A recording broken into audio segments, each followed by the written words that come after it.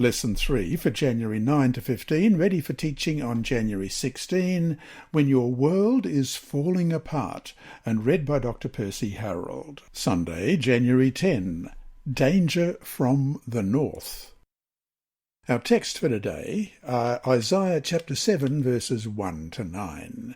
Now it came to pass in the days of Ahaz the son of Jotham, the son of Uzziah, king of Judah, that Rezin, king of Syria, and Pekah the son of Remaliah, king of Israel, went up to Jerusalem to make war against it, but could not prevail against it. And it was told to the house of David, saying, Syria's forces are deployed in Ephraim, so his heart and the heart of his people were moved as the trees of the woods are moved with the wind.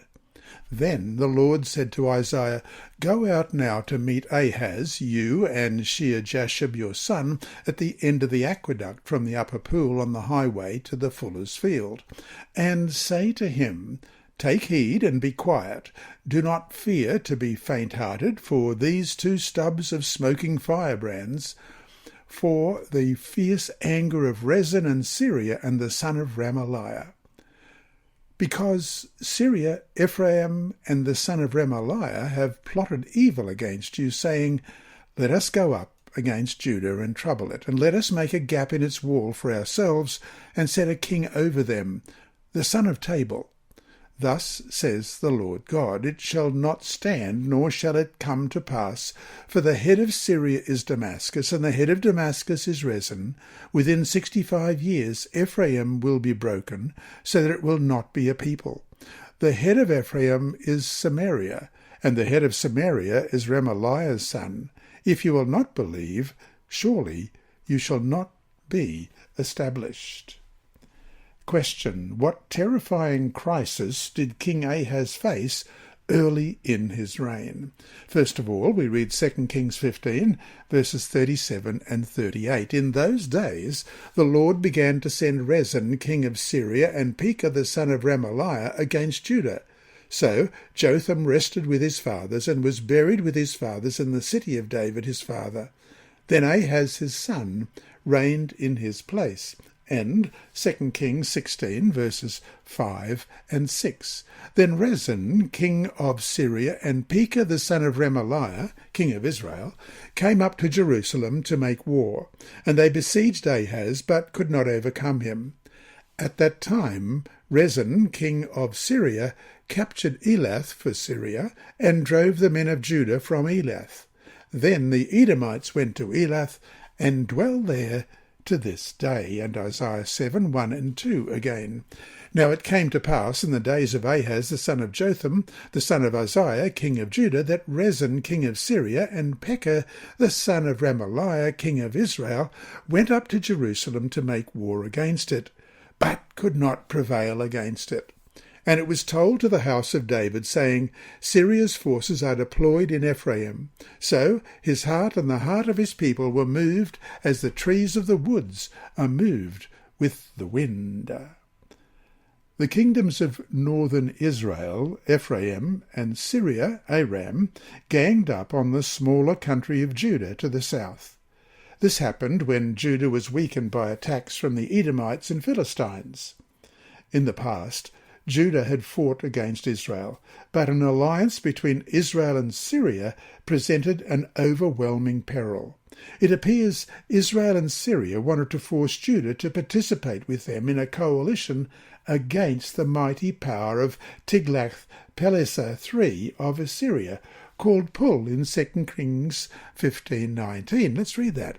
Pul, king of Assyria, came against the land, and Menahem gave Pul 1,000 talents of silver, that his hand might be with him to strengthen the kingdom under his control. Israel and Syria had put aside their long-standing struggle against each other in view of a greater danger. If they could conquer Judah and install a puppet ruler there, as we read in Isaiah 7, 5 and 6 before, they could use its resources and manpower.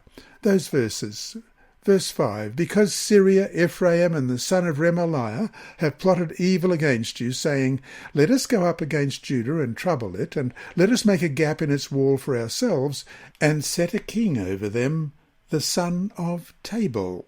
Question, what was Ahaz's solution when his world was falling apart? 2 Kings 16, 7-9. So Ahaz sent messengers to Tiglath-Pileser, king of Assyria, saying, I am your servant and your son. Come up and save me from the hand of the king of Syria and from the hand of the king of Israel, who rise up against me. And Ahaz took the silver and gold that was found in the house of the Lord and in the treasuries of the king's house, and set it as a present to the king of Assyria. So the king of Assyria heeded him, for the king of Assyria went up against Damascus and took it, carried his people captive to Ker, and killed Rezin. And 2 Chronicles chapter 28:16. At the same time King Ahaz sent to the kings of Assyria to help him. Rather than recognizing that God was the only friend who could rescue him and his country, Ahaz tried to make a friend out of Tiglath-Pileser III, the enemy of his enemies. The Assyrian king happily complied with his request for aid against Syria and Israel. Not only did Tiglath-Pileser receive a rich bribe from Ahaz, but he also gained a good excuse to take Syria, which he promptly did, as we have already read in 2 Kings 16:9. The power of the Syrian-Israelite alliance was broken. In the short run, it appeared that Ahaz had saved Judah. This action on Ahaz's part, however, should not come as a surprise. He had been one of the worst kings ever to rule Judah up to this point, as we read in 2 Kings 16:3-4. But he walked in the way of the kings of Israel. Indeed, he made his son pass through the fire according to the abominations of the nations whom the Lord had cast out from before the children of Israel. And he sacrificed and burned incense on the high places, on the hills, and under every green tree.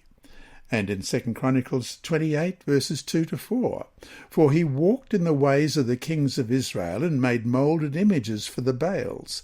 He burned incense in the valley of the son of Hinnom, and burned his children in the fire according to the abominations of the nations whom the Lord had cast out before the children of Israel. And he sacrificed and burned incense on the high places, on the hills, and under every green tree. So to finish today, when we read about what Ahaz was like, it is understandable why he reacted to danger as he did. What lesson is here for us on a personal level? If we're not obeying the Lord now, what makes us think we'll have the faith to trust him when real trials come? Well, James 2:22 reads, Do you see that faith was working together with his works, and by works faith was made perfect? And Jeremiah 12, verse 5, If you have run with the footmen, and they have wearied you, then how can you contend with horses? And if the land of peace, in which you trusted, they wearied you, then how will you do in the floodplain of the Jordan? Hi there. Thanks for watching this video on the Advent-band Ministries YouTube channel. Please subscribe and click the bell icon to be alerted whenever we upload new videos. So, until we meet him in the clouds, may God continue to bless you. This lesson was read by Dr. Percy Harrold for Christian Services for the Blind. It's supported by the Sabbath School Department and Hope Channel Australia, and is rebroadcast by Christian Record Services and through podcasts at It Is Written in the United States, Hope Channel Germany, and through Apple iTunes and SoundCloud. Remember, God is always faithful.